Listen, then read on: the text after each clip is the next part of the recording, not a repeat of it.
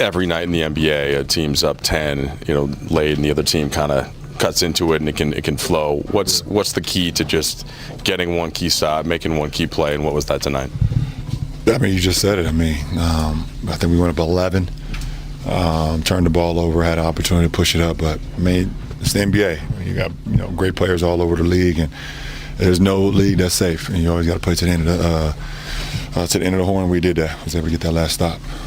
Luka was saying in the walk-off that it's obviously odd to have 4 days basically between games, and it can get into a rhythm. I would expect particularly for you, since you just played your first game, how do you kind of manage through that physically, and now as you hit the more routine schedule coming up this week? Actually, I'm excited about the normal routine. That was definitely odd.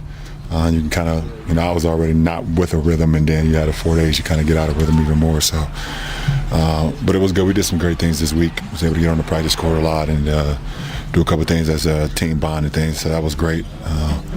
But happy to get back on the basketball floor and play some ball. Marcus said he thinks an early characteristic for this team is resiliency, and that explains the 12-4 record. You had to show it again tonight with DeAndre going out. What did you see out of Jackson and Maxey?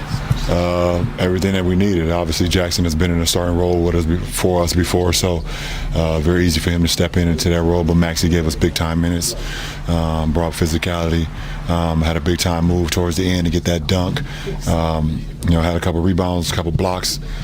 He was big for us, and we needed that. LeBron, you said basically, who cares, keep shooting. I mean, like, you guys as a team have not shot the ball well at all yet this season. It won't last. I'm not worried about it. We got too many good shooters. It won't last. How encouraging? There's almost a few. I mean, you guys are so 12. We're getting great looks. I mean, if we were shooting bad shots and missing, then we can be worrying about how can we create better looks. We're getting great looks, all of us. So not worried about that. The numbers will average out. People talk about getting back into there's getting back into shape and there's getting back into basketball shape and getting your basketball wind. I think it was in the second quarter. You kind of looked over the bench and put your hand up. In the second. First, second, third, and fourth. Shit. Well, there was after one of them.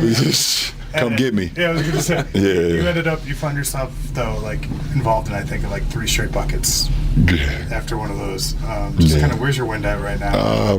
Well, like I said, the 4 days didn't help it. I mean, we practiced a couple times. We had a couple scrimmages, but the only way to get back in basketball shape is to be playing in basketball games. So, I'm in great shape physically, but as far as my wind, and it doesn't help my second game back playing in Utah. The altitude, it doesn't help, that's for sure. So, every game I'll get better and better. My win will get better and better, but shit, like this week was kind of like my training camp for me, to be honest. I didn't get an opportunity to practice with the guys at all, throughout camp, throughout the preseason. So, I'm still working my way back.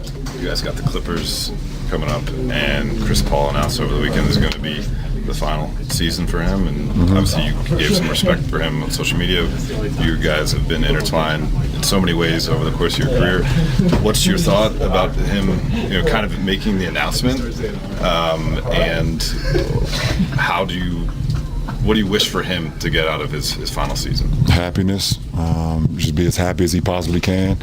You don't want to look back on it, when you're done and be like, I was angry or I didn't take full advantage of, your last year and things of that nature. So, I know he's happy being back in LA with his family, seeing little CP, seeing his daughter, seeing what they're doing. I know that's pretty special to him. So hope he can just get joy out of this final year.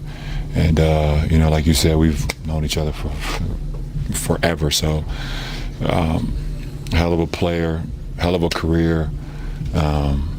I can go on and on and on, but this is awesome. I mean, he has nothing to hang his head about. He's done pretty much everything that this league had to offer, and I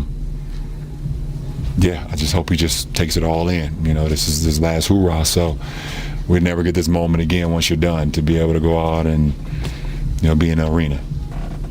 Going back to the shooting. Last question. You mentioned that you guys are creating good shots, and despite the looks not going down, you guys are still 12-4. Does that inspire confidence that you guys are winning these games? Does that inspire confidence in terms of what this group can be and the long-term outlook once those shots do start to fall? We're not worried about that.